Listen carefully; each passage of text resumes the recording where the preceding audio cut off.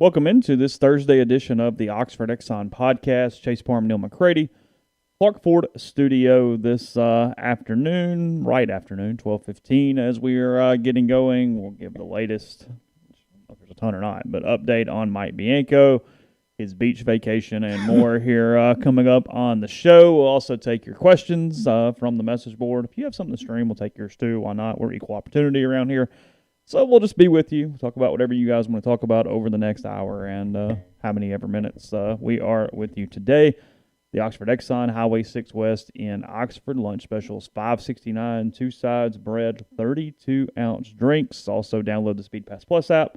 Use it, take advantage of it, and save some money in the process there with the Oxford Exxon. Again, all blue sky locations in Mississippi. And again, coming to you from the Clark Ford Studio. We are. Don't forget the You Gotta Believe football camp. You can sign up for that. The youth camp is grades 3 through 8. The high school camp, as you might expect, grades 9 through 12. It's at Jackson Academy in Jackson, Mississippi. June 24th and 25th, it's ygbfootball.org. It's the You Gotta Believe football camp. Let's see. I need to find the list of people that are going to be there. It's pretty impressive. Dante Moncrief, Jordan Tamu, Dawson Knox, Cody Core, Chad Kelly, Jalen Walton, Terrence Metcalf, DK Metcalf, who's kind of a big deal these days. That's a big deal. He's got a commercial with like Nesquik or something. Strawberry. Yeah. Joe Gunn. Oh. T.Y. Hilton. So that's pretty good. Pretty impressive. Pretty impressive list of instructors there. If you want to get some football camping in for your football player in your life, ygbfootball.org. And yes, I'm coming to you from the Clark Ford Studio, so it's Chase, 662-257-1900. 662-257-1900. Call that number. Ask for Corey Clark. Tell Corey what Ford product you're looking for. He will send you a quote within 15 minutes in business hours. Right to the bottom line. No hassle, no haggle. Get your quote. The rest is up to you. 662-257-1900. Guest will join us on the Rafters Music and Food Hotline. Rafters Music and Food on the Square in Oxford. Be a great place this weekend to get out of the heat and hang out a little bit. There's also Rafters on the Water, which will be home to a July 4th fireworks extravaganza. It's also daiquiris, frozen margaritas, great waterfront views. And then don't forget Rafters in New Albany. So, reading here, Mark says, the longer this goes, the more Vitello becomes a possibility. Is that a complete 100% non-starter? If there is a rabbit, I do think it's Tony Vitello, but no, I think this thing is Mike Bianco for a yes or a no, and then we'll go from there. If Mike says no, I do think hell could break loose a little bit in the search, but Mike is definitely on a tier by himself in the middle of this coaching search. I don't think Tony Vitello is leaving Tennessee. I don't either. I mean, like I said this yesterday, I think they're about to pay him $1.8 million potentially, at least more than 1.5. They might go win the whole thing. Yeah, who knows? Either way, he's king of the mountain right now. He can do whatever he'd like to in Knoxville at the moment. So I think it's far more likely that Tony Vitello takes the next 2 or 3 years, coaches at Tennessee, gauges just how far Tennessee will go with baseball, and keeps an eye on the Arkansas job. Yeah. Tony Vitello's in a good spot. All good. And the risk of disparaging people who don't have the morality of Jesus here, which kind of sometimes bothers me a little bit, if I'm totally honest. The whole, hey, we got to hire somebody who's squeaky clean. Well, who the hell is that in the real world? But Vitello would have some of the same issues that some of the other people had, just from a, do we really want to go down this path? Yeah. Reading from the stream, Daniel, LSU fans don't not want Mike enough to make that a problem. We don't have a Tennessee Shiano issue here. They will get behind Mike fine if he is the hire. That's not a circumstance for Woodward to worry about as they move forward. Yeah, Scott Woodward's not on Tiger droppings to get the reading the tea leaves. No. Woodward may have reservations. The fan support of Mike Bianco is not one of them. No, not at all. As he makes this decision or waits on a decision or whatever's going on. So anyway, yeah, there's that. 27th anniversary of June 17th, 94, the OJ chase and all the things that went on that day. Neil's Mexican restaurant. Is that when that was, June 17? Yeah, it was June 17th. How about that? 94. That is wow. That's correct. I've tried to tell the kids about that day, and they just look at you like you're speaking a foreign language. They don't get it. Really? Yeah, like, what's the big deal? O.J. Simpson. What do you mean you had TVs that you had to turn to different channels? Yeah, it was O.J., Arnold Palmer playing his final round of the U.S. Open in 94. The FIFA World Cup was going on during that time. The Rangers had their parade, their ticker tape, as they had won the NHL championship. Game 5 of the NBA Finals, which you're very aware of, between the Rockets and the Knicks. Yep. And then Griffey tying Babe Ruth's record for most home runs before June 30th in the team's 65th game of the season, a season that would be ended by the strike soon after. So. Oh, that's right. Yeah. Ryan Sandberg had retired 2 days earlier. Had he? He had walked away from baseball basically because his wife, Cindy, was having relations with another Cub. Oh, really? Yeah. I didn't know that. Yeah. Yeah. Speaking of Tony Vitello, I was told yesterday that his agent's Jimmy Sexton. Sexton jumping into the baseball arena for agenting. So there's that. Yeah, a lot of stuff going on June 17th. That was I remember being at my grandparents' house, but I was like 10, so that's all I got. I don't know. Yeah. I remember that day. I've told the story way too many times, but I remember that day. That's one of those that really sticks with you, though, isn't it? I mean, out of like 10 days in your life, that might be one. That was definitely one. That was a fear day. One of the very few times in my life that I've truly feared for my safety. Legitimately was afraid. Yep. Because y'all called the cops. Had to. Nothing happened. No, thanks to there being cops. Oh, you think the cops actually stopped something from happening had they not been there? Their presence absolutely stopped something from happening. Really? Yes, no doubt. In a Mexican restaurant in Monroe, Louisiana. Yeah, and when you hear Mexican restaurant, and in your mind you think someplace in Oxford or wherever. But it was the spot. It was the spot, and it was a really big place, and the bar was sort of separate from the restaurant a little bit, and it was a lot happening in those few hours. Yeah, and it was. Had there been no cops and O.J. Simpson had committed suicide, there was going to be a brawl in that, no question about it, in that bar. Because you're old enough. I mean, obviously, I'm not. I guess is the point to this. That was the worry that O.J. would shoot himself in the Bronco. He'd written a suicide note that was read on television that day by Kardashian. That's right. Yeah. That's the only way I can get the girls interested. I say Kardashian, and they're wait, what? They don't realize they have a father, do they? It's not. No, he read that suicide note. Yeah.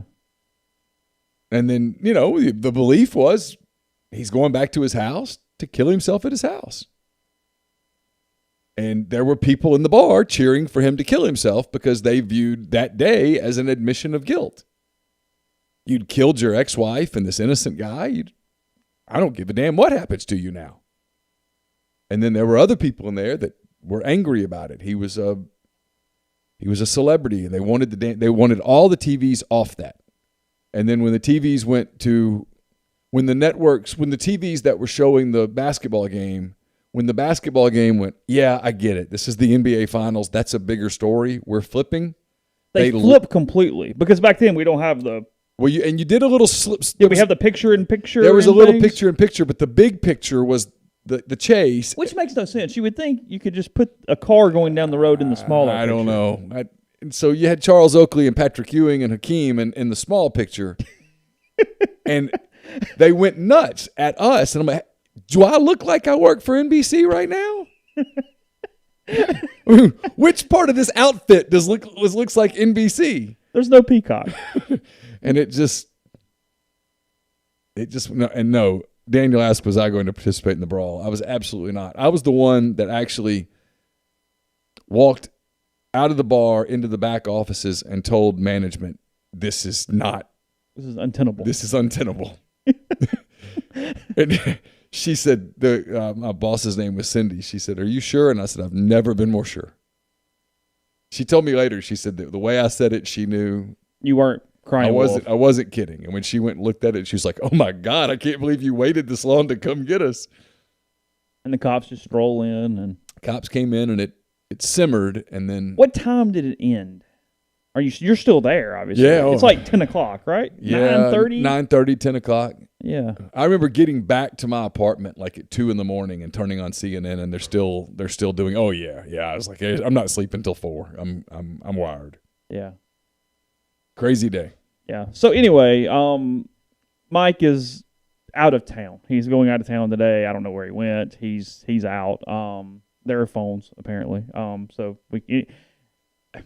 I understand everybody's hyped up, but I really enjoyed yesterday a little bit too much at people's expense that because he's at the beach, no business could be conducted. I mean, I told Neil a minute ago, it's like he's castaway all of a sudden. Yeah, where there's no ability for anything, and he's got the one FedEx box over here he hasn't opened, and that's all we got. It's Mike and a volleyball and a figure skate, and that's it. Yeah. I mean, how the hell can he conduct business? Right? He's at the beach. So my hunch is that things still move on he's in like the here. South Atlantic out there somewhere. Yeah. I mean, hell, he's fighting for his life right now. He's not worried about jobs. He got sharks circling his island, for God's sake. Yeah. Perdido is now off the coast of New Zealand, apparently, as he's doing his. I love the whole. He's going to be at the beach. I mean, there's no chance anything happens before Sunday, and you're like, but. You don't think he could get on a Zoom call from Perdido? And I don't know if he's in Perdido. Yeah, I don't know if he's in Perdido or Santa Rosa or whatever. By the way, shout out to Santa Rosa. Santa Rosa Beach in our top 10 markets this week. Was it? Yeah. Okay. Props. 30A. Mike seems like a 30A guy. I mean, a little lower. I'm not making fun of 30A. I love 30A. I'm not either. I'm just. People, I don't put the sticker on the back of my car or anything, but I love 30A. You make fun of it all you want. I don't care. I'm cool. It's good. It's getting busier, which is taking it from what it once was. Yeah, of course. It's saying, welcome to vacation spots. It's like Yogi Berra said, that place is so popular no one goes there anymore. Yeah. So anyway, look. It's so popular no one's there. Yeah, look, I don't. There's no update. I mean, if you read rebelgrove.com yesterday, it's still where we're at right now as we move forward. Glenn Gilbo says that he thinks there's an 85 to 90% chance that Mike's hired in the next 24 hours. I have no reason to agree with that or dispute that. Sure. I'll go with it. He was on Bo Bounds this morning. Percentages. Do what? You know how much I love percentages. Whatever. It's 90% done. Okay, so awesome. That's like 13 fire emojis. Yeah. Well, no, it's like 2. Oh, 2 of them. Yeah, sorry. No, it's... Yeah. No, it usually goes the other way. What's almost his chances? 20%, 8 fire emojis. It's like, how many are there when they're getting him? 95%, 2 emojis. I was like, okay. I stopped editing that stuff. I just let it go. Let it go. Screw it. Yeah. So look, I mean, Keith last night did what you would expect an athletic director to do. Mike Bianco's his head coach. He's supporting Mike Bianco while he is the head coach. If you really read the quotes, he said much of nothing at all. See, Daniel says Keith Carter said he ain't leaving, and that's no, he didn't. And I know Daniel's kidding, but that's not what he said. It's very important. This is important. Keith is an AD. He's managing 2 things right now, right? One is Mike's his head coach until Mike's not his head coach. Mm-hmm. And 2, we covered this ground yesterday with our engaged couple that's having some issues. We did. A lot of issues. A lot of issues and problems. If Keith is put in a position where he needs to make the next step, he's got to handle the first step right. Yeah. His options dwindle if he doesn't handle things right now. This is in Mike's corner. It's not in Keith's corner at this point. Right. Keith just has to make sure everything's staying in the tracks here as they move forward. So, and then there's 2 things there. One, Keith's not firing Mike Bianco. No. Number 1, he doesn't want to fire him because he just made a super regional. Yeah. Number 2, he doesn't want to fire him because that would eliminate some options. It would. It would hamper his moving forward. Yes. Remember we talked about Jenny? Yeah. The girl that Billy would kind of really like to get to, but he needs his fiance to leave first. Uh-huh. Jenny's not coming if Billy ends the relationship with the fiance and breaks her heart. Yeah. So that's where we are. Don't read much, like whatever. As we move forward, we'll let you know. Hopefully soon. I'd like for it to be over one way or the other because I'm getting tired of it. But nonetheless, here we are. So yeah, that's it. You got anything else to add? Or are you good with that topic for now? I'm sure there's a question or 12. I got a call yesterday that was like, Mike's in Baton Rouge. And I'm like, well, I don't think he is. But at this point, if you can get me a picture, great. I would believe a picture, but it would have to. I need to really see it. Yeah. Run it through an analytical thing real quick and, I'd have to look at it. Make sure. Because I had a couple people go, no, he was here yesterday at like 2. I'm like, no, he wasn't. Wasn't there. I know exactly where he was. I'm upset that I know, but I know. Okay. I hate myself that I know, but I know where Mike was at that hour. Okay.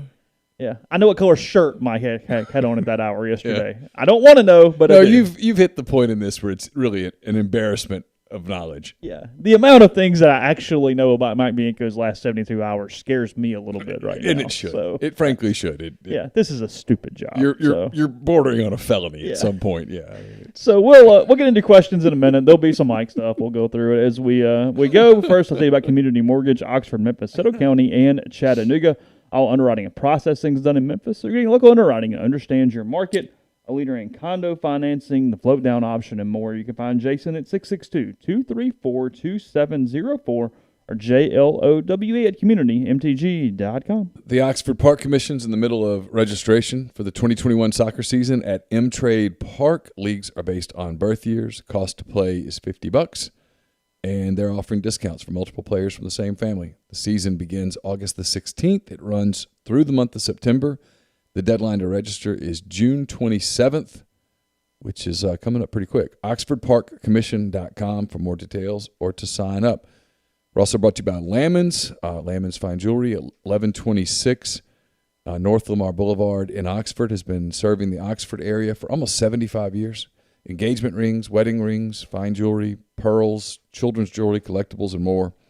They're the gold standard in fine jewelry. You should check them out at lamonsfinejewelry.com or call them at 662-234-2777. The podcast also presented by Comer Heating and Air. Comer Heating and Air is the name you can trust with more than 50 years of professional HVAC experience in Oxford, Tupelo, and the surrounding area. 662-801-1777 to get in touch with the fine people at Comer Heating and Air. And we're brought to you by the College Corner. It's your one-stop Rebel Shop. 2 locations in the Jackson area in Ridgeland. It's next to Fleet Feet in Flowood. It's next to Half Shell. If you don't live in Jackson, it's not a problem at all. You can visit the College Corner at collegecornerstore.com, plus find them on Facebook and Instagram. Whether you are tailgating in Oxford or home gating with friends and family, the College Corner has you covered for game day, the largest selection of Rebel gear in Central Mississippi. And we're brought to you by Pinnacle. Pinnacle, home to the Pinnacle Trust 401k Advisory Services team. Get in touch with them. They'll conduct a complimentary, no-obligation benchmarking and analysis of your current 401k plan. Mention that you heard about Pinnacle Trust on the Oxford Exxon Podcast, and you'll be glad you did. Podcast is brought to you by Visit Oxford. Visit oxfordms.com. The Summer Sunset Series in the Grove is, again, this Sunday, all Sundays in June. Live music, take your blankets, your picnics, and whatnot. Enjoy live music there in the Grove again every Sunday, as well as many other events going on in Oxford. Again, go to the events page, find out that, as well as a directory for places to stay, places to eat, much more to do and see. Visit oxfordms.com/events. This is more of a difficult question, I think, than they meant for it to be. It's supposed to be a joke, but how many bananas would Neil eat if you were guaranteed a football coaching search every year? Do you know how tired you would be from one every single year? Because at some point, do the fanatics stay engaged year over year over year? There's a certain period that has to pass in the middle to optimize coaching searches. I want one every 4 years with the coach leaving for like the NFL or Ohio State or something. Yeah. I've told people, when people go, you hate Ole Miss, I'm like, screw that. If you told me I could design it for me, yeah, sure. I get to build this thing for me. I get to be selfish. You'd win big. You'd win big every year, and about every 4th year, your coach would break your heart and leave for Alabama, Ohio State, the Cowboys, the Giants, the Seahawks, right? and then we'd get another like 2-week topsy-turvy with a little bit of chaos. With just some chaos and some big names. Yeah. Yes. And then that dude would come, and 4 years later, he'll break your heart, and he'll go coach the New York Jets. That's what would happen in my world. There'd be no 25-year coach, and there'd be no disaster 1-year coach. That's what's amazing. I mean, we've had our fair share of coaching changes. There've been things happen. Yeah. Some issues and whatnot. I mean, basically, we had a 3-year coaching change from a content standpoint with probation and the NCAA search and all that. Yeah, let's not go back there. No, I want nothing to do with that shit. But point being, like, it is amazing sometimes, like, well, it's a real happening place, but like Rivals has a board just for employees, a message board. And like some of the guys, I forget that their coaches haven't left in a decade or something. I'm like, God, y'all haven't had a coaching search. Like the poor dude at Iowa, like, hell, it's been 3 decades since he's had a coaching search, you know. That guy might live forever. Yeah, so when some dude finally gets fired or leaves or whatever, they're all giddy, and I'm like, God, it's kind of whatever. I'm like, no, y'all hadn't had one since '98. I mean, it's been a minute. I mean, so Women's baseball. June 7th, 2000. Yeah. June 7th, 2000. Been a minute. I mean, been a minute. Yeah, John Shaffer no longer in athletic administration at this point. Oh, that's right. Oh, yeah. He's very chatty. When I called him in 2017 for that big story on Mike, I couldn't get off the phone with John. And he doesn't know me. We had never spoken before. I don't know John Shaffer. He had all the time in the world. Yeah. All the stories. Hey, call back sometime. All right, John. Awesome. Good to catch up.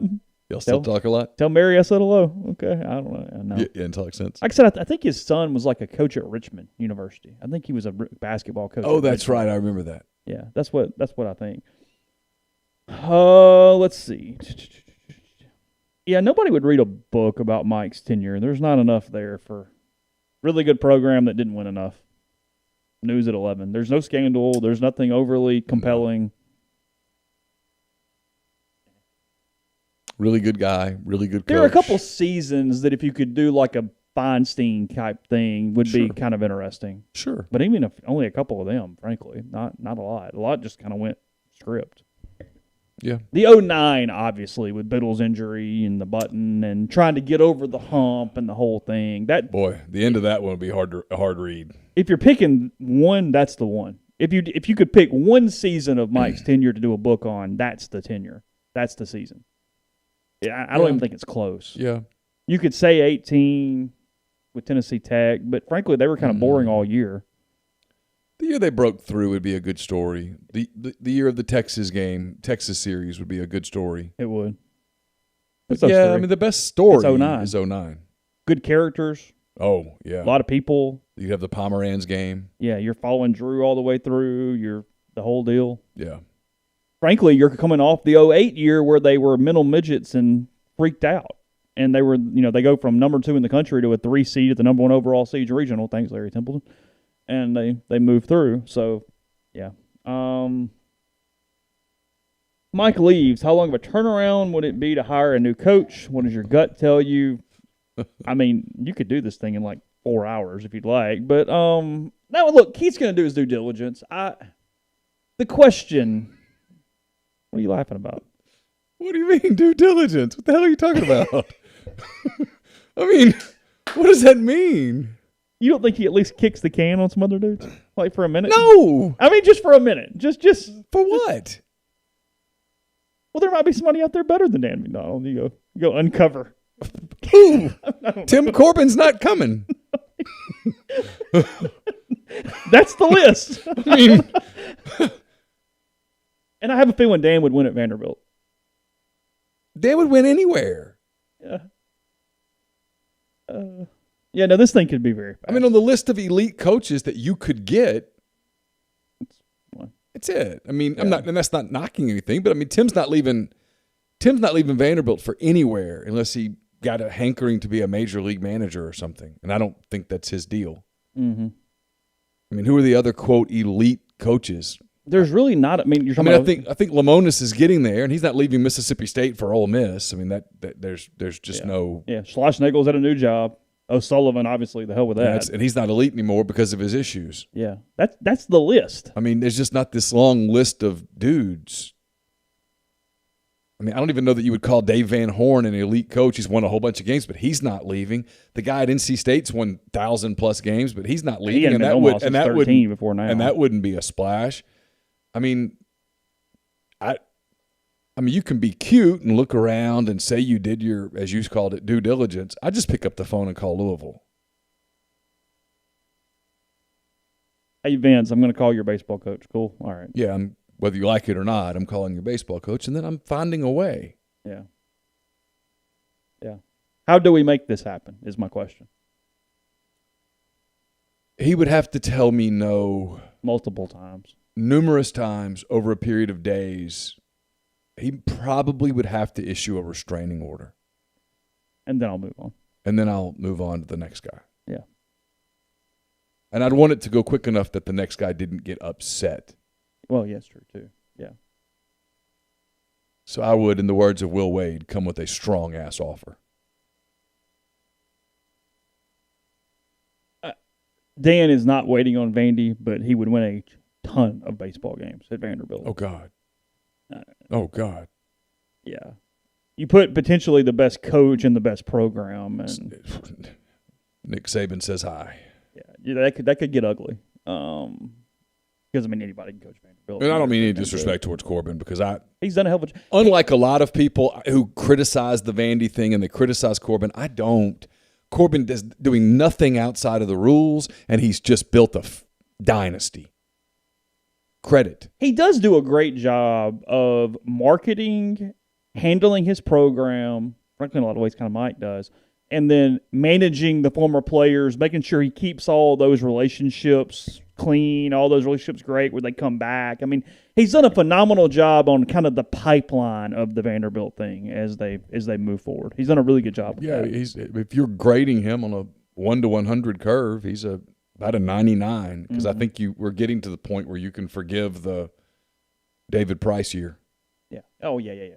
In 07. Yeah, sure. W. Burns 42 asking how we all are. I'm good. I'm tired a little bit. I feel better today than yesterday. I'm all right. Yeah, fine. I got a good night's sleep last night. Woke up kind of fresh. Took the dogs for a walk. Already been to the gym. The whole deal. I got in bed later than I meant to, but I'm cool. I don't sleep much anymore, so it's all fine.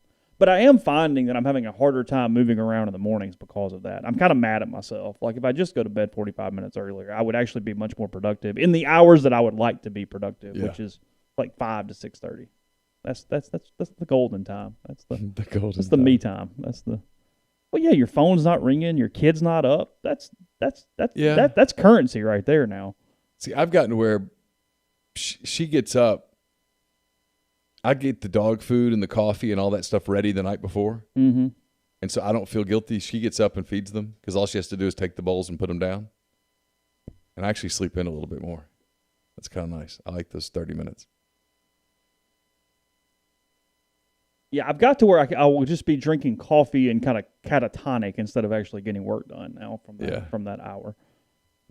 Grind says, maybe I'm a closet Vandy fan, but the Whistler doesn't bother me. I don't see why he's so hated. He's the most annoying human being on the planet. Man. Your hearing needs to be checked. It really does, Grind. You need to get your ears checked. It's grating. Yeah, Ginger, what was that game like? I remember when Zach Putnam beat Vandy, but what was that like? She said she was at the 07 David Price game. Ooh. I mean, stunned. I mean, it's Michigan, for God's sake.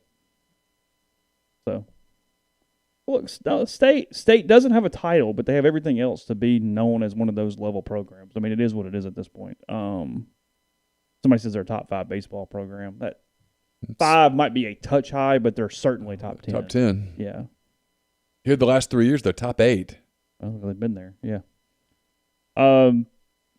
It's been reported Ole Miss will have a new merchandise provider. Is that true? Yeah, but it's not like Nike. It's they got rid of Fanatics. Like it's the people who actually supply the merchandise. Right. And like whoever sells it or however that works. This isn't my area, but so Jordan Brand's not happening just yet. Yeah, that's not what that meant. This just means whose name is on the website and whatnot to sell that stuff. I mean, it might be better, it might be whatever. I'm sure there's some benefits on probably selection and on timeliness for different things, but beyond that, I have no idea what the difference is or not. MoRep32 says, I know you guys work on a lot of stories that never get published one reason or another. Can you estimate how many hours a year are spent on those? I mean, not many. There aren't a ton that get thrown away. There are a few today that could, but they're 3 to be precise. Yeah, but technically, no, it's not a huge. That's not a huge time commitment that gets whatever. I mean, it's hot boards. I mean, I've done 10 hot boards that have not been used over the years. And somebody's leaving the system for the hell of it. There was one that stayed in the system for 2 years. I didn't want to get rid of it, and now looking back, I couldn't reuse hardly any names, and it wouldn't matter. So I think Butch was on that thing. But it had lived. No, but Butch was on that thing. Yeah. Butch picked the wrong year to have a bad year at Auburn. Yeah, it was not a good time to suck. No. He pulls off 19, and he's cooking right now. He's an Aggie. He is an Aggie. Yeah. Yeah, Jim's still at TCU or he's at LSU or something. Oh. Actually, he'd be at LSU because, he has history at Tulane. He's been in that area before. He would be at LSU. Yeah, he'd be the coach at LSU. If Butch doesn't suck, Jim Schlossnagle's at LSU. I think so. Today. Oh, I feel really good about it. Yeah. Yeah, no, I'm almost, as I talk that out in my head, I'm almost 100% sure. Yep, that happens. Yeah, that's 100% true. Let's see. I have no idea what the scholarship situation is like at Louisville at all. I don't know. No clue. They have 11.7. Well, they have at least that for sure, yes. I think that's it.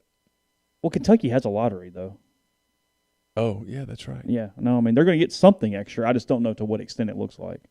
That's not one of the ones I really dove into a few years ago when I did that. I don't think they're super duper financially invested in it. Well, they're not. They lose money. I mean, they only started charging attendance like 2 years ago, and it's only like $5 or $10 walk up general admission, I think. I mean, they hemorrhage money in the sport. What are you laughing at? Leif says that y'all saved the blurb from the Shula hot board. I'm sure we can find it. It's in there somewhere. Let's see. Scenario 1, Mike stays on as head coach but doesn't even make a super next season. Is he fired? Most likely, I would assume. I'm guessing. Keith hasn't said that, but that's my guess. Yeah, I mean. Scenario 2, same, but he makes a super, no Omaha. I still almost lean yes, but that's a really hard. I mean, super 3 years in a row. I don't know. You're back to ceiling floor. I know. You're in a weird spot right there. I mean, that's frankly worst case because you've done nothing to gain capital, but you've done a lot to hang on, and I don't know. I'm not sure. I don't know the answer to that. Scenario 3, Mike goes to LSU. Odds on McDonald and Godwin's next head coach. What would you guess on assistants for both? Odds are really good that Godwin would take it.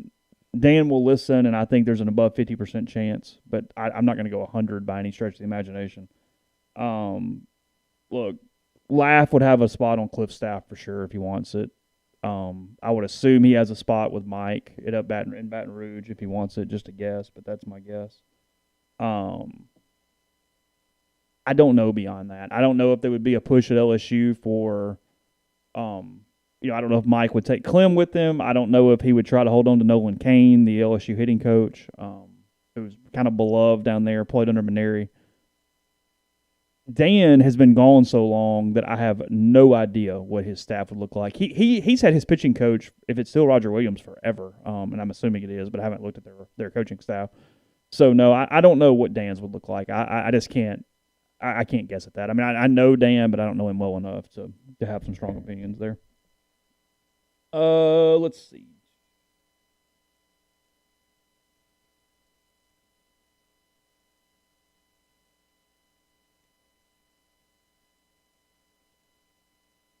You searching? No, I was looking at something else. Let's see. Fast forward to Bianco to LSU. Name a more diverse collection of coaches in the same admin than Orgeron, Wade, and Bianco. Well, one doesn't fit. Let's see. What? Yeah, Mike would stick out a little in that. Just a little. Yeah. Look around and go, whoa. Rank based on personal experience. 3 least offensive, bothersome SEC fan bases. South Carolina. Yeah, they're pretty nice. They're perfectly to fine. me, I've never had an issue with them. Vanderbilt. Yeah. They're fine. there's nothing bothersome about if you take out the Whistler, the Yeah, that's Vanderbilt fan base. It's true. Kentucky, you have different issue with them than I do, but Well, man, Louisville that I typically hated. Kentucky feels like the answer because we don't deal with like Florida much, so I don't know. They might be obnoxious, but I have no clue. they can get kind of obnoxious. Who's your third hated? Because it's State and A&M. Yeah. Who's three? That I hate? Well, bother you. Sorry. Most offensive or annoying is how it's referenced. I mean, if I go to their message board, the Arkansas people are really offensive. They hate me. They are, yeah. That's true. I don't have an issue with Missouri.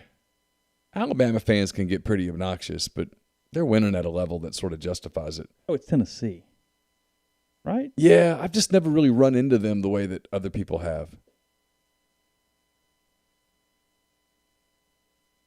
A&M and Those two are so far out there. yeah, it's like you're given a bronze medal, but you're not even thinking about who steps on the podium. You're like, I just somebody do it so we can sing the song and be done. Yeah, they're not winning. No, and frankly, you could just go leave it alone and let these other two. It's like Phelps and some Australian won two, and then the other dude in the pool that finishes third. Some cat who happened to get wet. Yeah, I mean, so yeah, it's the two. It's not even three. It's just two of them.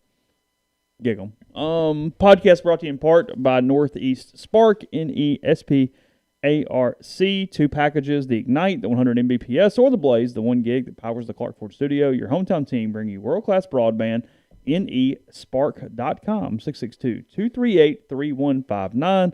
Phone service available as well as network security, parental controls, and more. Again, 662-238-3159. Want to welcome a new advertiser to our family of podcasts. It's Pinpoint Commercial Real Estate based in Jackson, Mississippi. They service the entire state in all commercial asset classes such as retail, office, industrial, and land. Sam Cox and BB Mitchell are Ole Miss graduates, and they utilize their unique skill sets to execute on assignments and increase value for their clients. Pinpoint's core development and occupancy solutions for landlords. They take pride in their attention to detail, professionalism, and hard work. So for all of your commercial real estate needs, please give Sam and BB a call at 601-586-3220. Again, 601-586-3220. Also brought to you by John Edwards, Regency Travel Incorporated in Memphis. If you're thinking about traveling this summer, maybe you're planning something for the holidays, maybe you're already booking some extravaganza for next year, whatever the case may be, now's a really good time to book that. There's some great deals that you can take advantage of still. Get in touch with John, give him some parameters, give him a budget, and then sit back and do nothing. He's going to come up with an extensive list of options just for you. 901-494-3387 or send him an email, jedwards@regencytravel.net. First-time clients can save $50 off their first book trip just by telling John you heard about Regency Travel on the podcast. We're also brought to you by Grenada Nissan. If you're in the market for a Nissan vehicle, Grenada Nissan's the place to go. They've got a complete selection of new and previously owned Nissan vehicles, great lease deals as well. It's GrenadaNissanUSA.com. And we're brought to you by Alpha Specialties. Alpha Specialties located at 1670 Highway 80 in Pearl, Mississippi. It's your trailer-specific professional. If you want to haul it, they can call it at Alpha. It's the premium trailer dealership in Mississippi. They've got load trail, Hallmark cargo trailers. They can work with third parties to have game day trailers and concession trailers built just for you as well. Spare tires and wheels starting at just $100. A full selection of trailer parts and accessories, hitches, winches, straps, and more. They also do all types of truck accessories. Listeners can get 10% off a yearly trailer service and inspection at Alpha's full-service shop, where they repair all types of trailers, concession, horse, utility, enclosed, gooseneck, RV, and more. It's 601-932-9798, or check them out at alphaofms.com. Let's see. Circling through questions a little bit. Is Mike fishing, snorkeling, scuba diving, or relaxing in a chair? I got a feeling he does some activities. I just don't see Mike ever sitting for long, long periods of time. Agreed. Yeah, I don't. My guess is he's not reading 4 books while he's on. You think he's out snorkeling? Maybe. Yeah, sure. Yeah. Why not? We could. Yeah. Let's see. Florida State's fan base is awful. Oh no, that outside the SEC, it's the worst. They are literally the worst. They're awful. My God, they're annoying. I'm not around enough Georgia people, and the ones I am, I'm kind of friends with. I don't know the random Georgia person. LSU never really bothers me that badly, frankly. Georgia's pretty arrogant, but it's fine. Georgia. I mean, every fan base has. I mean, you have to understand this. Has its faction. Every fan base has a faction of just people that need to be taken out back. Yes. Yeah. Worthless. The bottom 10% of all fan bases. Yes, eliminate them from the face of the earth. Who killed John Bonet? The brother. The brother. Yeah, I feel confident about that. You wonder if he remembers doing it. I mean, I haven't deep dove into John Bonet the way I have OJ, but I have a pretty large extent. I have a pretty strong feeling that it's the brother there. I've been with that a long time, and that last documentary that was done didn't change my mind. They did what most parents in that situation in the middle of the night would have done, right? Probably. I mean, hard to put yourself there. One of them's dead now. The parent. Yeah, she died. She died of cancer. Okay. Patsy. So I've told you this you before. saw him on the road, right? Yeah, I was driving. I was driving to Atlanta from Auburn, and they passed me on whatever that was, 85. Because I looked, and then I looked again, and like, son of a. And you recognized them. Oh yeah, it was them, for sure. Yeah. That's interesting. Yeah, I'm kind of done too. Like I had a friend recommend a John Bonet podcast like a few months ago, and I went, "Nah, I'm good. I've completely filled up my think tank on that, and I need nothing else." Okay, so Barrett has a good question here since it's kind of OJ Day. Sure. Did OJ do it, or was it his son, or do you think it was both? And I'm adding to Barrett's question. I think it was OJ. You think it was just OJ? Yeah. Don't you? I'm not sure. When multiple people start getting involved on something like this over this period of time. Someone talks? Yeah. Where do you think the knife went? He dumped it in the ocean, didn't he, Kardashian? What did Gilbert say about this in the book? He implied that they got rid of it. Yeah, that and the glove, because something was thrown in the dumpster at the airport. Yeah. Was that the knife or was that a glove? I think that was the knife. Okay, yeah, Gilbert, who was... But somebody else has said that they think the knife went into the ocean. Okay, yeah, Gilbert is the agent for OJ, if anybody who hasn't read the book, which is probably most of you guys. I'm one of the few idiots. But I've read it too. He mentioned some evidence getting tossed into into a dumpster or something around LAX. But it's been a while. I don't remember exactly how it worked out. What must OJ have thought when he realized he had a cut? Oh, that's your panic moment, yeah, that's the right? beyond panic moment. Well, look, OJ was as surprised as anybody when he's found innocent in that courtroom. Had to be. Yeah, come on. I mean, had to be. You could see a path where it was going to happen, but actually hearing it. How long did he end up serving? In Vegas? He was in prison 10 years, wasn't he? Was it that long?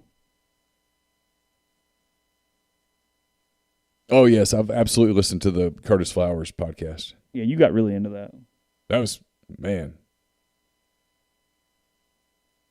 Was Tim Corbin or Dan McDonald LSU's first call? Tim. They've been obsessing over Tim. The first call was O'Sullivan. Yeah. When they saw that beginning to unravel, they threw. It's my opinion. It's pretty educated that they threw an incredible amount of money at Corbin, and he just wasn't interested. If you had to take a beach trip with two Ole Miss coaches, which ones and why? It's Lane and Malloy, and I don't know that it's even a conversation. I mean, Matt Mott maybe and Malloy. Yeah, because I can make Malloy play golf with me, and I got a feeling Lane's not trying to stay out all night and do anything. He's so reserved. I actually think like he's just going to chill on the beach like for a while. Like Lane and I might actually get along on the beach what I'm because saying. I don't know that we'd ever say anything to each other. You know, I mean, seriously, I think he could just headphones in, chill for like 8 hours. Yeah. I mean, to me there's a very small whatever that are far beyond other options. In this, no offense to some others. I mean, I think it's Malloy and Lane without even a question. Who's expected to contribute heavily from the baseball class showing up this fall? Jackson Jobe, who pitch on Fridays. And, great job. I'll take that bet. I mean, you never know. Crazier things have happened. That's true. You don't know until OJ was acquitted, for example. It's 50-50. He's going to sign or he isn't. That's a good point. There's no real way for Ole Miss to bridge the 11.7 gap. There's just not. At what point is it too late to add transfers to the football team for this season? I mean, you can do it up until August. If it's the right position, you can do it. Someone can step in right away. They can enroll in time for the August semester. I mean, realistically, you'd like to have them on campus here in a couple of weeks when the second term starts. But if you're talking about deadlines, the drop ad date in August. Yeah. I mean, and that's late. I mean, that's almost the first game. Yeah. I mean, I know you wouldn't wait till then. Right. I'm just saying, in theory, yes. But yeah. How many posters do you and Neil have collectively on Ignore? I don't have many because I can't stand when I know there was a post in the thread, but I can't see it. It drives me insane. So I would rather just see it and move on with my day. I got a few. Do you? Yeah. Yeah. I want all the information. So when there's a thread and it says like poster ignored or whatever it says in the little thing, I'm bothered. I can't see it. If it's someone who's nothing but a troll, I usually just ignore. Because frankly, that's what the ignore function is for. And when they get reported, my response is always, the ignore function works. It's there for a reason. Use it. I mean, yeah, I get it. I'm going to do. But EOSII says, convince me we have enough front court depth in basketball. Convince me that I've got enough hair on the top of my head. Oh, that's not nice. That's mean. I can't tell you What's that you the path? Well, they think Brooks is better. Brooks is better than they thought he was going to be. I'm going to preface this with something that's going to sound mean, and I don't mean for it to, but I've been burned on this the last couple of years where I write a lot or listen to a lot of the preseason hype that comes out of the program, and then when they don't quite live up to it, people have a tendency to shoot the messenger. Mm-hmm. And I can take the heat. It's no big deal. But fool me once, shame on me. Fool me 3 times. Fool me once, shame on you. Right. Fool me 3 times, shame on me. And I'm going to be very conservative in my preseason basketball coverage. I'm going to let them show me. Yeah, they're going to have to. I get that. They like Brooks. They like Brakefield.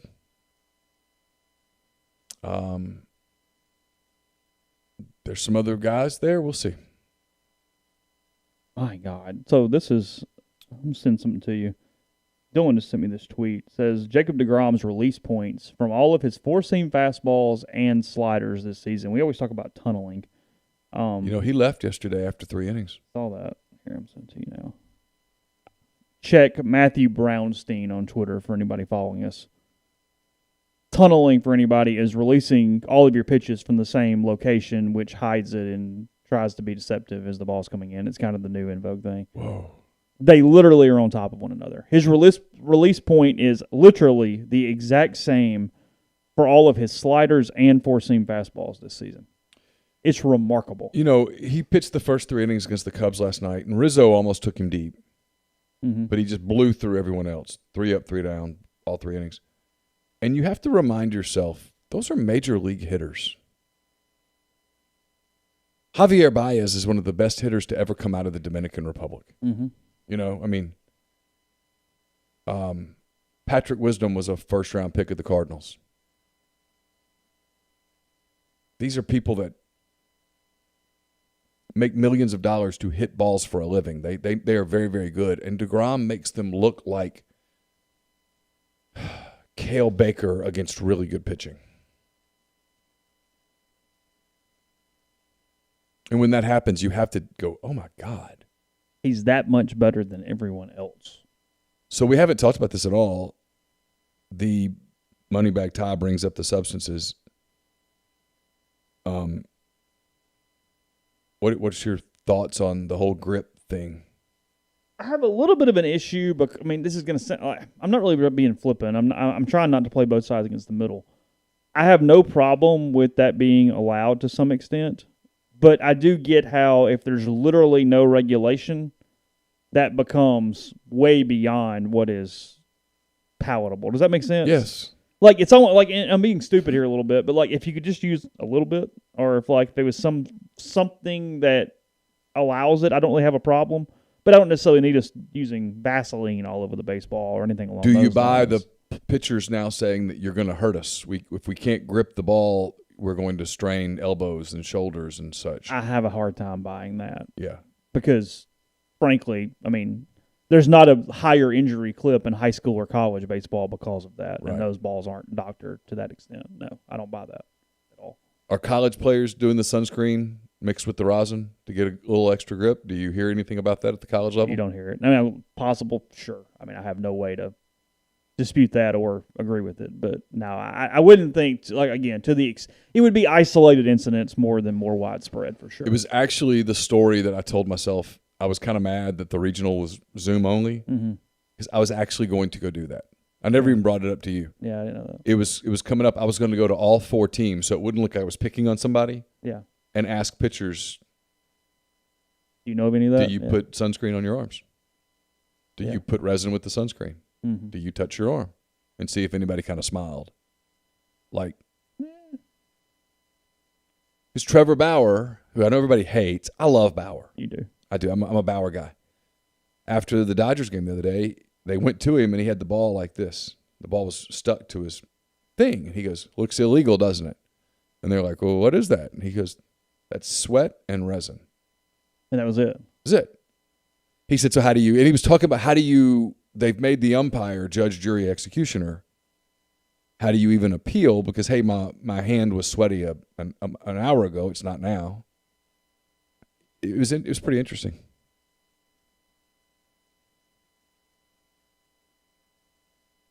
The umpires in college pick and choose who they want to pick on a little bit on different things they do. I mean, like they called the ball on Diamond, I think, because he had gone to his mouth without wiping it off prior to touching the ball. But it's just, I mean, you're picking and choosing who you decide to say something to. And frankly, no umpire is going to say something all the time. They're just not. They're not going to stop the game, slow it down along those lines. Let's see. What would you say is the biggest positive for Ole Miss if Mike Bianco stays? Stability, consistency. They're never going to suck. Program doesn't fall off the map. He'll find a way to have a pitching staff next year. I mean, status quo, nothing bad. There's no oh my God to it.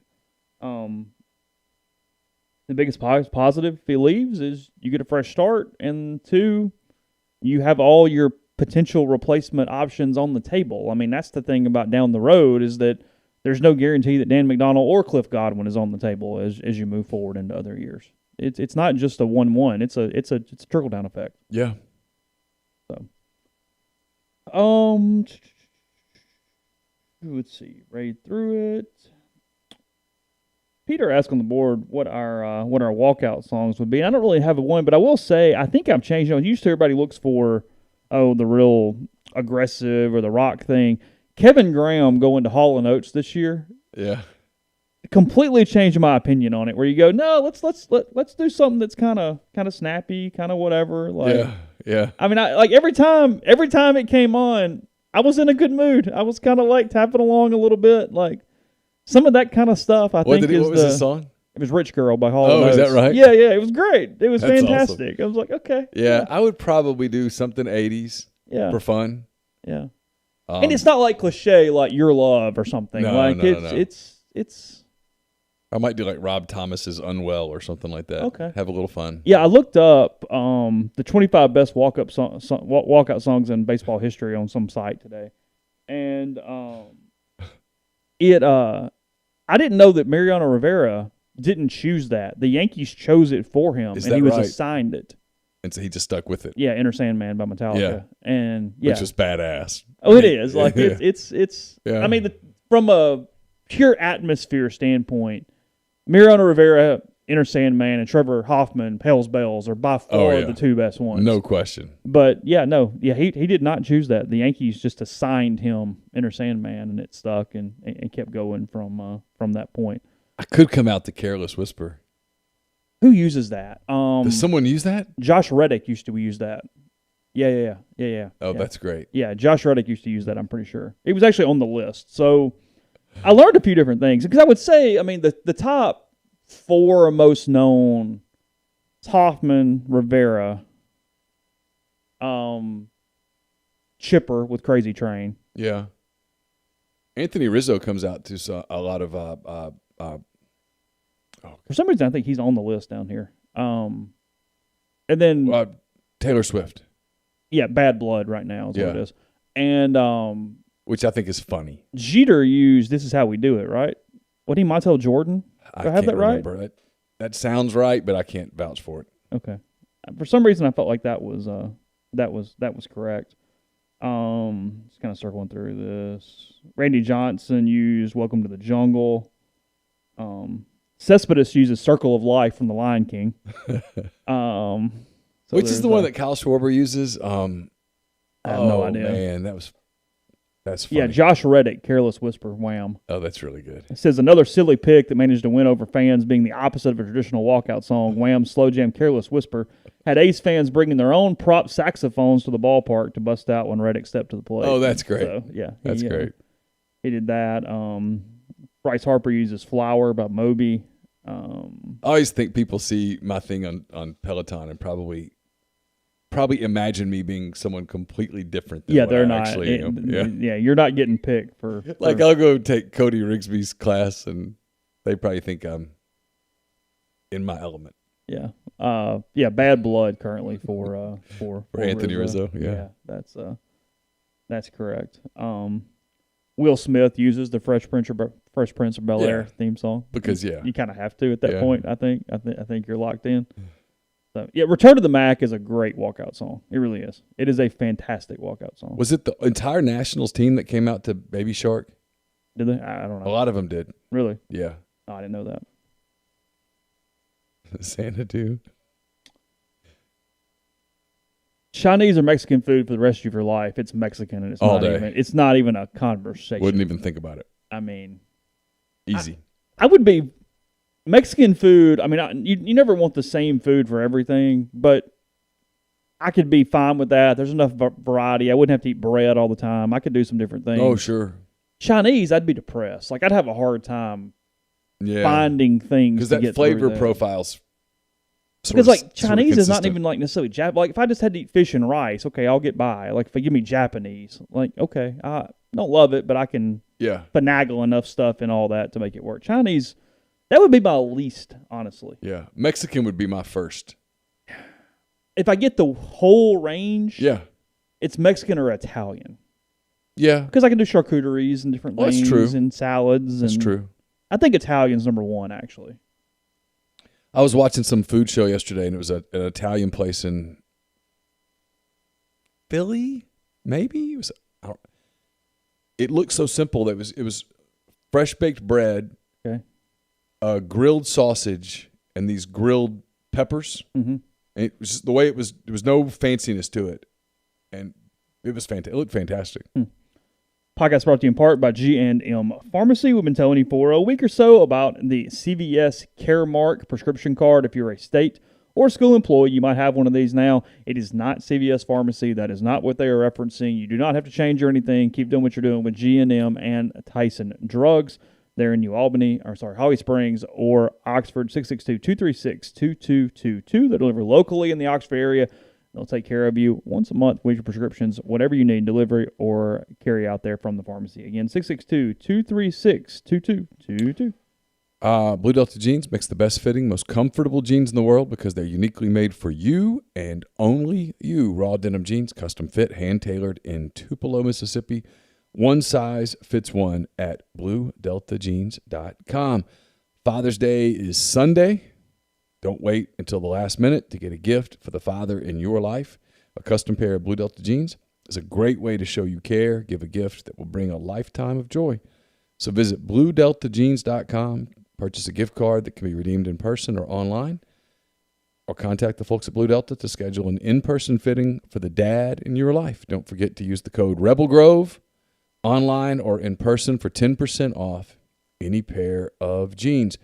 And the Oxford Exxon Podcast, is brought to you by The Rogue. The Rogue is your destination for fine men's clothing. Their stylists hand-select pieces from top designers, from work to lifestyle to nightlife. It's the perfect something for everyone at The Rogue. All the best items from Peter Millar, Martin Dingman, Jack Victor, Halsey, Duckhead, True Grit, and more at The Rogue. So go check them out. They've been delivering fine men's clothing for more than 54 years. Their classic style, attention to detail, and commitment to excellence continues to make The Rogue a special place to shop. It's 4450 I-55 North in Jackson, or therogue.com. Through a little bit. You a big queso guy? I mean, who doesn't like queso? Sure. If you're offered salsa or queso, which do you pick? It used to be queso nonstop, and I have to be careful with salsa because I have a tomato allergy. Yeah. Does that extend to like tomatillos? No, I eat the crap out of like salsa verde. Okay. So no, I mean, in most salsa, I don't know if it's because of acid or what it is. It doesn't really bother me like it would if I had a bacon cheeseburger with just a raw tomato on it. Even the little bit of acidity in salsa is enough to cut whatever it is that causes a problem. So like the lime or whatever, and it kills it. I guess because like even like cooked. I mean, I eat tons of marinara and stuff. Like that's not a problem, but yeah, just like raw tomato that is the issue. But it's become salsa as I've gotten older, and maybe that's a palate thing. I don't know, but I mean, I still like some queso. But now I only want chips and queso. Like if I order a burrito, I would either do no cheese or shredded cheese. I wouldn't want queso on the burrito or anything. Like I'm good. I'm the same way, I think. So it's just it's chips and queso. But yeah, I mean everybody likes melted cheese. What is there not to like? Let's say I get frustrated with Carson because he loves tacos and doesn't like enchiladas, and I'm like, it's the same thing. Well, is it the enchilada sauce? I guess he doesn't like the bakedness of the enchilada. It's a little weird. Yeah. I mean, I can't really say anything. I won't walk into a room with a banana, so it's fair. U.S. Open winner. Ours doesn't work off one person in my fantasy league, but Xander Schauffele. Let's go with him this week. I don't know. I'm just cheering for Phil. You're cheering for Phil? I'm cheering for Phil. I know I'm cheering for the guy that got pulled off after 3 rounds. John Rahm. I want him to win. Okay. Yeah. He might be the betting favorite coming into the week, actually. Well, I'm for him. In fact, if he's winning, would you send me a text that goes, hey, you do want to watch? Okay. You'd like to watch his last round if he's ahead. I would thoroughly be invested. Okay. All good. He's kind of my guy now. Is he? He took one for the team the other day, but he wanted to say something different. Let's see. Kind of running through. As of now, do you think I like guacamole too? See, I don't really. Now, I like it if especially if the avocado is. I don't want it mashed to the point that it's smooth, but I don't want giant chunks of avocado. There's a middle ground. There's an absolute middle ground, and if you get it right, you're all in. All in. Okay. And put some chopped jalapeno in it. Yeah. Oh yeah, totally. As of now, do you think Keith is actively talking to candidates, whether through back channels or directly? No, I don't. No. Let me reiterate this. I'm trying to make this clear. We need to give the fiancée a name. What do you want her name to be? I thought we already had a name. No, we have a name for the other girl. Why'd you name her but not her? I don't know. Because right now she's more important. Cindy. Billy needs Cindy. Why don't you go with Billy? Because you always go with Jimmy. We always do Jimmy. Jimmy's in this too? Jimmy's in this too. Oh, okay. Jimmy needs Cindy to go to Billy. Yeah, right. Jimmy needs Cindy. Oh, Billy's the other dude. Yeah. Okay. Jimmy needs Cindy to go to Billy. Yeah. And for them to have a happy reunion. Okay. Sure. As crazy as it sounds, Jimmy needs Cindy to leave him for Billy. Yeah. First. Correct.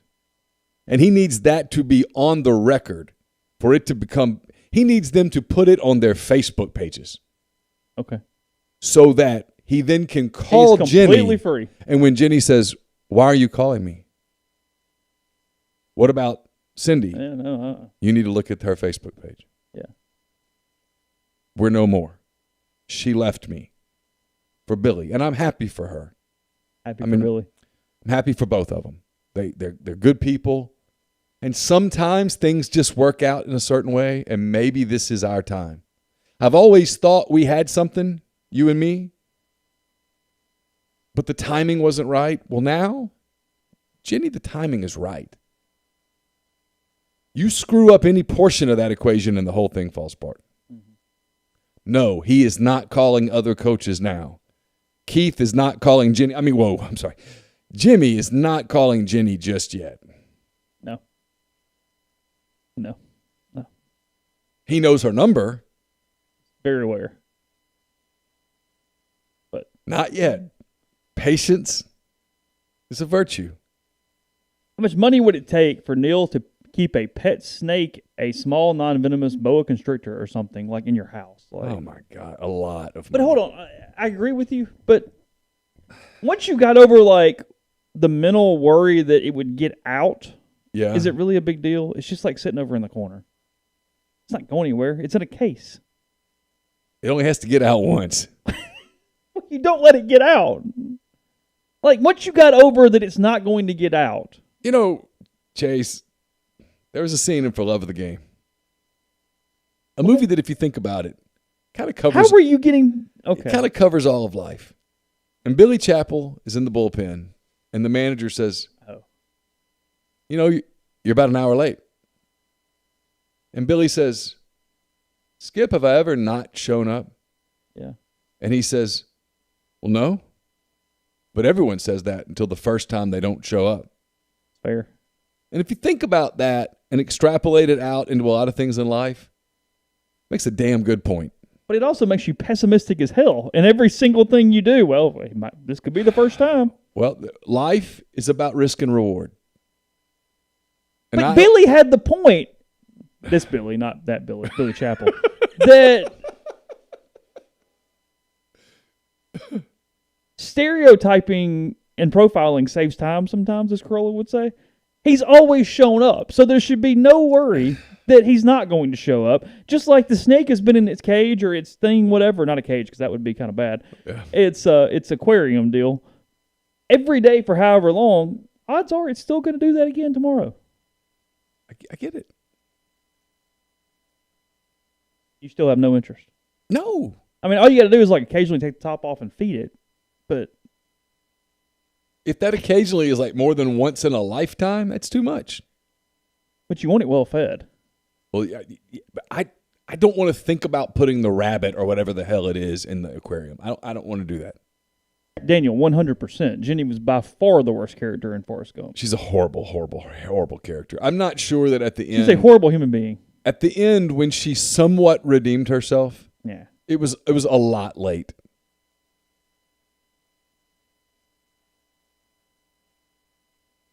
Yeah, no.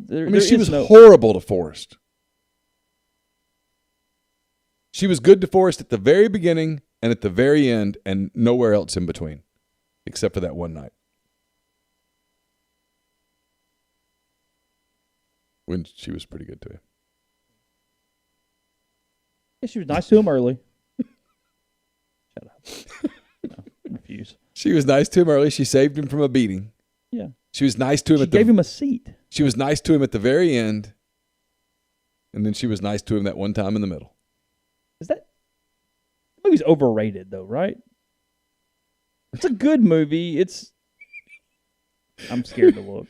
He got censored. He said she gave him AIDS.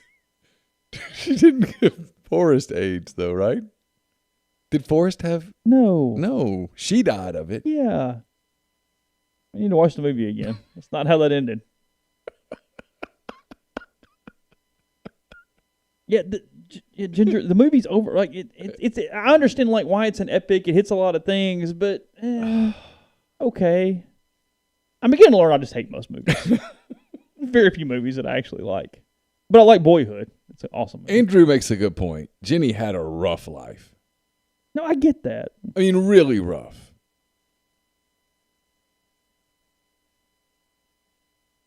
Dear God, make me a bird.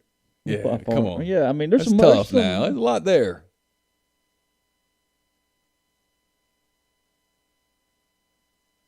I think I have this. I think I've said this. One of the first people that was potentially going to be cast as Jenny actually is a girl I knew in Ole Miss. Really? Ended up not getting it because of like height or something. But yeah, was in the running for that Jenny. Sucks. Yeah. Yeah. I haven't watched the Marvel. Well, I take that back. I've watched like 20 minutes of the first Marvel movie, and I promise this summer to fully commit to it. But the Marvel movies? It's just not my thing. I'm having to force myself. I mean, I've been given the list of what I have to watch, how I have to catch up to watch whatever it was I was trying to watch. Now I don't remember the name of it, but I'll get there. But we haven't. I've been busy. Okay, last few days I haven't had a lot of time. No. It's been a little. You hadn't had 3 hours to sit and watch a movie. Yeah, my phone rings a lot right now. Well, we're at the point now where the phone ringing is no longer. We're not there anymore. We're not accumulating information anymore. No, we're just going in circles. Now we're nonstop. Yeah. We're talking to each other over and over and over and over again.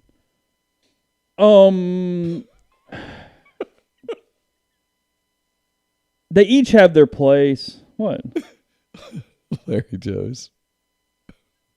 Gosh. You were back. You guys today. They're all three in different categories. Better baseball movie, Bull Durham, Major League, or For Love of the Game. They all have their place in the genre. They're your kids. They just have different profiles. I don't want to pick a favorite. Yeah. Even watchability, it's hard to pick my favorite. Because it depends on my mood. Yeah. If I'm in a silly mood, give me Major League. Yeah. If I'm in... You're kind of sappy, you're watching For Love of the Game. Yeah, and if I'm just kind of there, give me Bull Durham crosses the most area where... And there's some moments of Bull Durham that'll kind of get you a little bit in the feels. Yeah. A little bit, especially if you ever played ball of any sort. It doesn't have to be baseball. Yeah, no, just sports in general. You ever played? Yeah. That moment where you realize, I'm not going to get to play anymore. And everybody has that.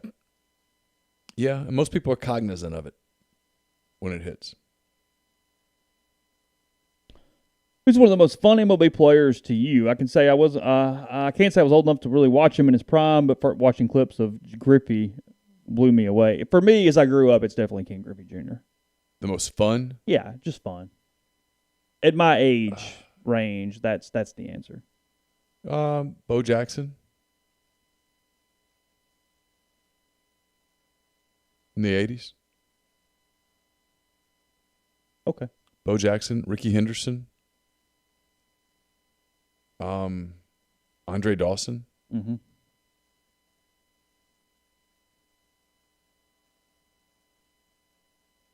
For a couple of years, Dale Murphy. Ryan Sandberg early in his career. I was Carson's age when Ryan Sandberg had his MVP season. Mm-hmm. I was in.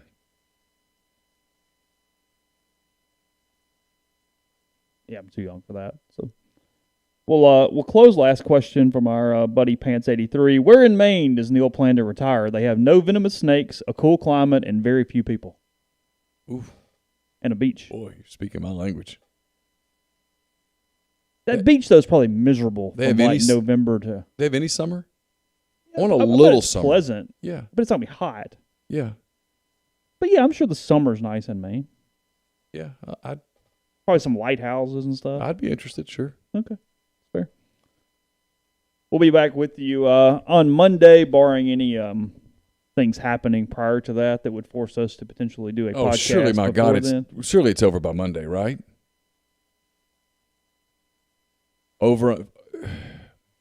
Odds that it's over by Monday. I think it's over by end of day tomorrow. Okay, is my guess. It's a guess, but that's where I kind of am with that. So yeah, I don't see how this gets to Monday. Yeah, I think I agree with you. So, all right, we'll wrap it up there. Podcast whenever you get the other one, the next one, but Monday at the latest. Thanks in the live stream. Thanks for the questions on the message board, and everybody who listens wherever it is that you listen to your podcast. Have a great day. Have a great weekend. Take care, and we'll talk to you again very soon.